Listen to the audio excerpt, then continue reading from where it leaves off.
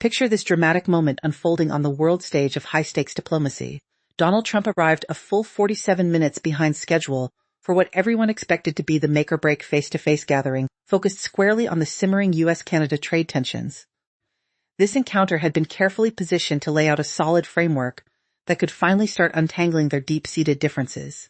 It stood as the kind of session that drew intense scrutiny from observers everywhere, including leaders from allied nations, seasoned trade specialists, and diplomatic professionals spanning the entire Western alliance, all viewing it as a possible watershed moment that could reshape relations. Both governments had poured weeks into thorough preparation beforehand, with expert working groups poring over every detail of the agenda, exchanging and dissecting extensive background materials, crafting legal proposals with precision, and repeatedly modeling out various financial scenarios to anticipate outcomes. Yet when he finally stepped into the designated location, those 47 minutes late, the room greeted him with an unsettling silence and complete emptiness.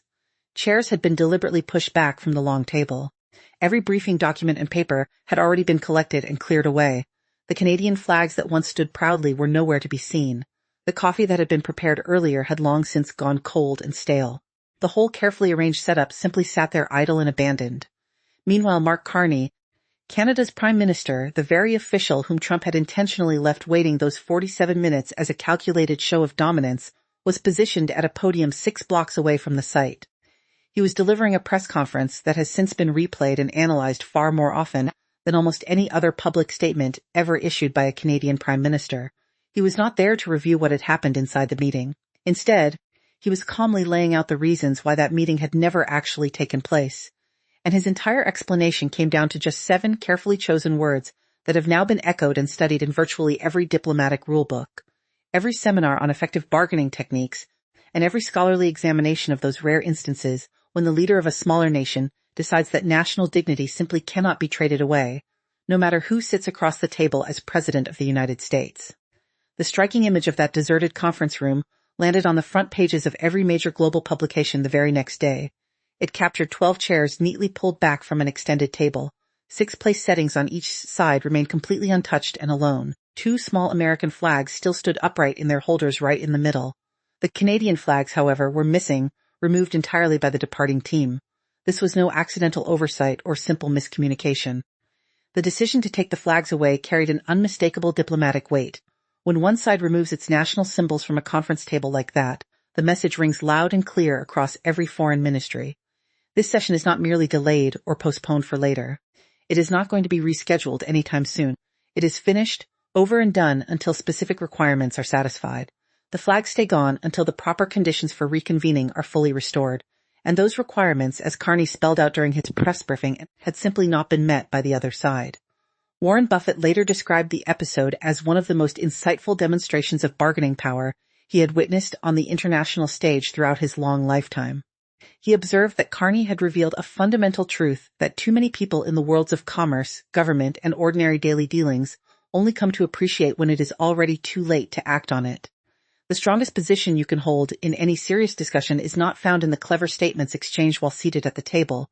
It lies instead in the genuine readiness to stand up and walk away entirely, not merely issuing a warning about leaving, but taking that actual step. Because anyone can bluff with threats, but actually departing is something you cannot fake. But let us turn now to the precise words Carney delivered that day. Those 7 words came from the podium, with only the Canadian flag positioned behind him. There was no prepared script in sight, no trace of visible anger, and absolutely no hint that he had just taken an action no other partner leader had ever directed toward a sitting American president in modern diplomatic history. When you fully absorb what those 7 words actually were, why he selected them with the razor-sharp precision of someone who had spent his professional life steering 2 of the world's most influential central banks and crafting statements that could sway entire economies, what unfolded step by step inside the conference room during every one of those 47 minutes of waiting, what Carney quietly shared with his inner team at the exact moment he reached his decision, and what Buffett highlighted about the stark contrast between leaders who only talk about walking away versus those who truly follow through, you begin to see why this event transcended a routine diplomatic hiccup. It represented the precise instant when the balance of influence between the United States and Canada shifted in a lasting and irreversible way, and that shift did not stem from any fresh policy announcement, not from any revised trade pact, and not from any new financial mechanism. It happened because one individual chose to stand firm on principle. The diplomatic consequences of that departure continued to reverberate outward, spreading through every single bilateral connection the United States maintains worldwide. Leaders from at least 2 other partner countries have already pointed to it openly as a powerful example in their own recent dealings with Washington. Meanwhile, the White House has found itself unable to secure any follow-up session because the specific requirements Carney laid out for returning to meaningful discussions have yet to be satisfied. Let me take you through precisely what this particular session had been intended to achieve, because grasping its true importance makes it clear why walking out was never an emotional outburst. It was instead a deeply strategic choice rooted in careful calculation. Planning for this bilateral summit had been underway for more than 3 full weeks. Both administrations had agreed on a formal leaders' encounter to put in place what experienced diplomats referred to as a settlement structure. It was never meant to produce a complete and final agreement on everything, but rather a clear outline showing how the parties would begin easing the trade frictions that had consumed both sides for nearly 2 years. The agenda laid out specific timelines for lowering tariffs step by step, restoring normal access for key pipeline routes, establishing fair conditions for trading essential minerals, setting rules around farm product flows, and developing a coordinated plan to align overlapping regulations. Every single topic on that list had received advanced preparation by senior expert groups. Each one included initial briefing materials contributed by both parties. This gathering was not designed for open-ended exploration of new ideas. It existed to confirm and approve the detailed work their teams had already completed. The truly demanding groundwork had taken place over the previous weeks. The 2 heads of government were expected simply to review the structure their staffs had built and then offer the necessary leadership approval that would allow actual implementation to begin. Every allied nation kept a close eye on developments. NATO members received regular updates about the schedule. The European Union openly expressed official interest in the potential results, recognizing that any successful U.S.-Canada framework might well serve as a useful model for addressing comparable American trade disputes with European partners. Japan's trade ministry had proactively reached out to officials in both Ottawa and Washington to discuss possible parallels that could apply to its own ongoing conflicts with the United States. Financial markets had been actively calculating the probabilities of a breakthrough. The Canadian dollar had even shown modest gains in the days leading up to the session, fueled by widespread hopes for a constructive outcome. This was never intended as a mere ceremonial photo opportunity or symbolic event. It functioned as the central pivot point, the moment when the entire dispute could either begin to wind down toward resolution or instead solidify into a more enduring and costly separation. And Carney had already extended a major compromise simply to bring the sides to this stage. The session itself occurred on neutral territory inside a diplomatic facility located in a third country. Even so, the overall arrangement, the detailed schedule outline, and the procedural elements had all been structured to lean noticeably toward the American position. Carney had gone along with those adjustments because he understood that the real substance mattered far more than any surface-level presentation or optics. He had made the journey, prepared extensively, and demonstrated flexibility on every point where bargaining remained possible. The single element he refused to negotiate away was the basic expectation of equal standing the moment he arrived. Tardiness in the realm of diplomacy is almost never the result of innocent circumstances. It is rarely caused by unexpected road conditions or minor timing extensions. Instead, it ranks among the oldest, most thoroughly documented, and most intentionally deployed tactics for asserting control throughout the long history of international affairs. Forcing another leader to sit and wait delivers a powerful signal about relative status even before any formal discussion can begin. It communicates that one side's schedule carries greater weight than the other's. It suggests that the tardy party's timetable takes priority. It implies that the waiting side places higher value on the session itself.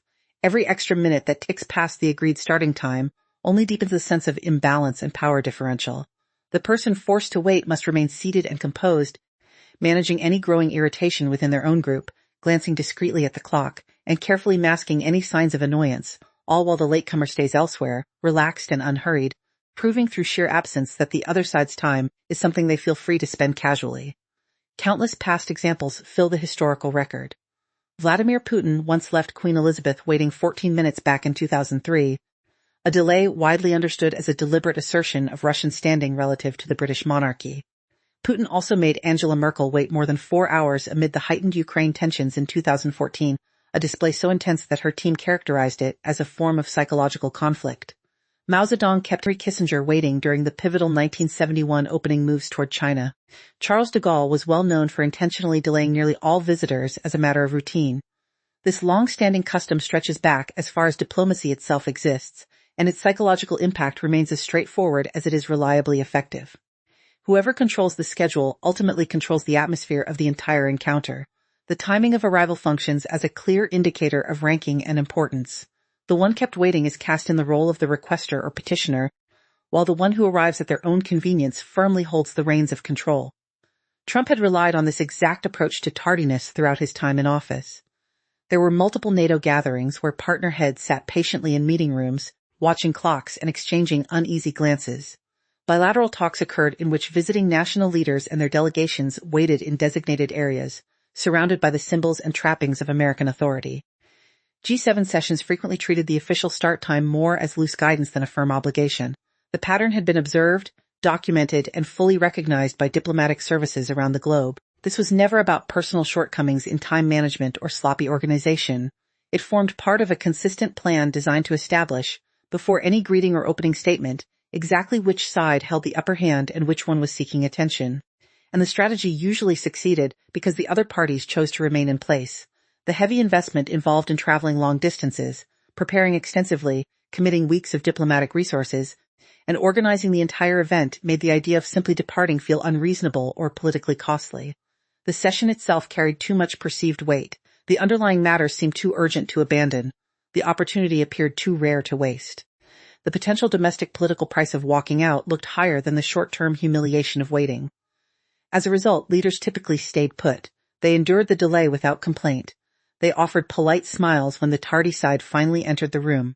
They behaved as though the 20, 30, or 45 minutes of deliberate slight had never happened. And by responding that way, they effectively gave consent to the arrangement. They formally acknowledged acceptance of subordinate treatment, signaled that their own time could be devalued at will, and confirmed that the intended message of ranking had been received, absorbed, and accepted without challenge. Trump had successfully applied this method with more than a dozen different international leaders. It worked every single time. Each one waited patiently, each one accepted the holdup and continued with the session as though nothing significant had changed, right up until Mark Carney. The Canadian delegation reached the venue at 9:47 a.m., but 13 minutes ahead of the scheduled time, following normal diplomatic protocol that recommends arriving 10 to 15 minutes early to allow for security checks, familiarization with the space, final paper setup, and those small preparatory actions that signal competence and readiness. By 9:52, Carney's group had taken their seats. Materials were neatly organized, water had been served, and summary notes had been reviewed one last time. The Canadian ambassador had personally verified the room configuration with host personnel. Everything proceeded according to correct procedure. At the planned 10 a.m. start time, the American group had still not appeared. There was no immediate alarm. A 5 to 10 minute allowance is considered routine in diplomatic settings.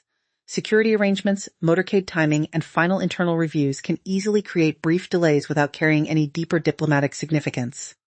The Canadian team waited without visible tension. By 10:10, the Canadian ambassador contacted the American advance team stationed in the building. He received the standard reply that the president was en route, a diplomatic phrase that communicates almost nothing while buying additional time. At 10:15, 15 minutes past the scheduled beginning, the mood inside the room shifted noticeably, though not in any dramatic fashion. The atmosphere changes when participants begin to realize the delay is no longer a simple logistical hiccup but instead a deliberate signal. Team members exchanged meaningful glances. One official from the Canadian trade group quietly closed his summary folder, a small but telling gesture that showed he fully grasped the deeper meaning behind the wait. Carney's expression remained steady and calm. He stayed seated with his hands resting on the table in front of him, gazing across at the vacant seats opposite with the quiet composure of someone who was not caught off guard by events. At 10:20, Carney's chief assistant moved closer and softly asked whether any updated arrival information had come in. None had.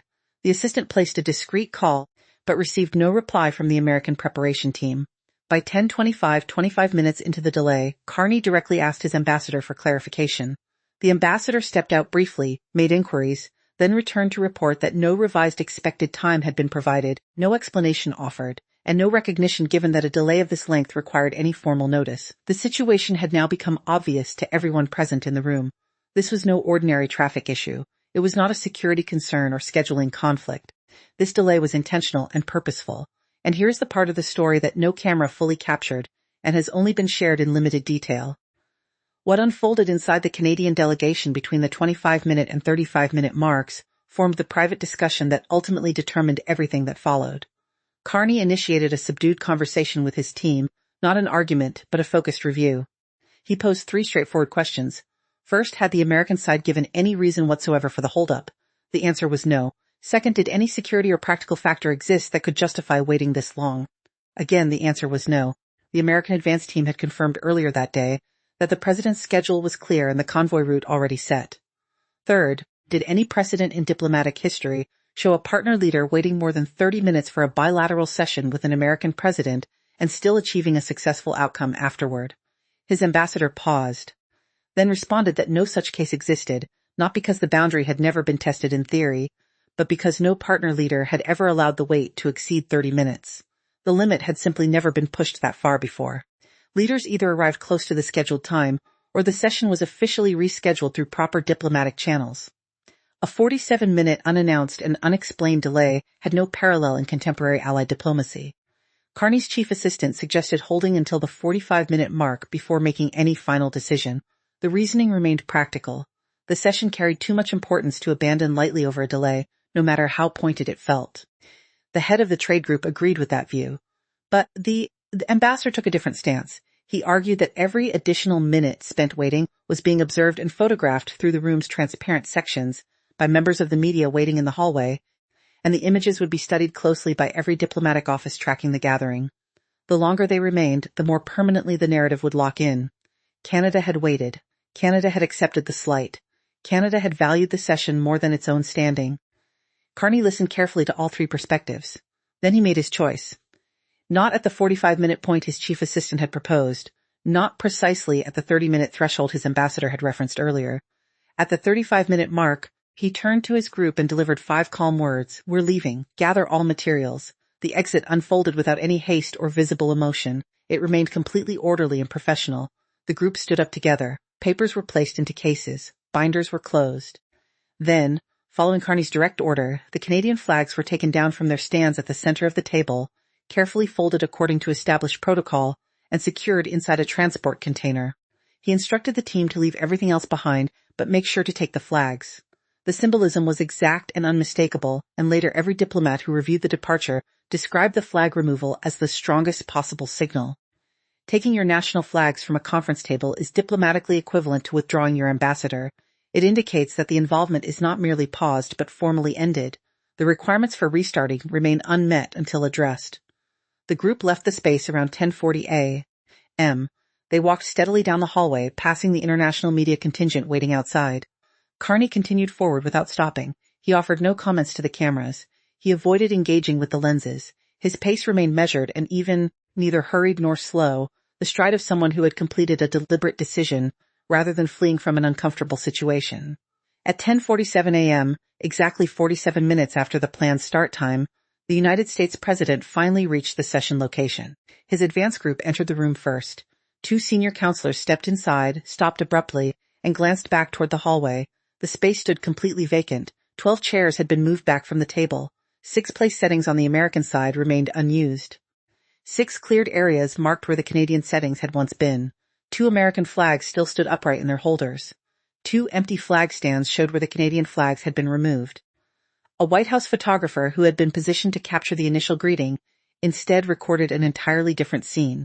The president stood framed in the entrance of an empty room. The image was never officially released by the White House. It reached Reuters through an inside contact at the venue and appeared publicly within the hour. That single picture quickly became the most widely shared image from the entire U.S.-Canada trade dispute. 6 blocks away, at a backup location his preparation team had quietly reserved that same morning, Mark Carney stood at the podium with the Canadian flag positioned behind him. There was only one flag, no American flag placed alongside it, no joint setup or shared stage, just the clear symbol of Canada and the leader who had chosen to depart rather than accept unequal treatment. The press briefing itself lasted a concise 12 minutes. The first 11 minutes delivered a steady and thorough explanation of Canada's position on the trade issues, the meaningful elements already achieved through advanced teamwork, and his government's continued openness to bilateral discussions grounded in equal respect. He spoke in his characteristic style, precise, measured, and carrying the steady rhythm of a seasoned central banker presenting an economic policy assessment. There was no anger, no accusations, no dramatic pauses or gestures. Then, during the final minute, a reporter asked the question that everyone in the room and watching globally had been anticipating. Prime Minister, could you explain why you decided to leave the session before it even started?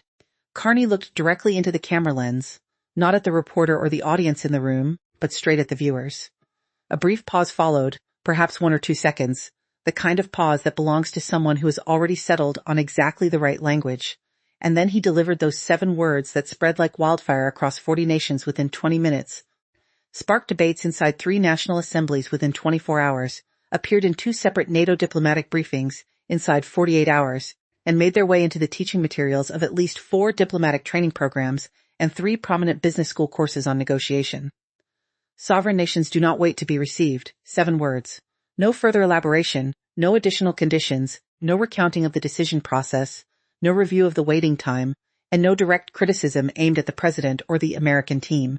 He simply moved on to the next question as though he had stated something so fundamental and obvious that it required no further justification.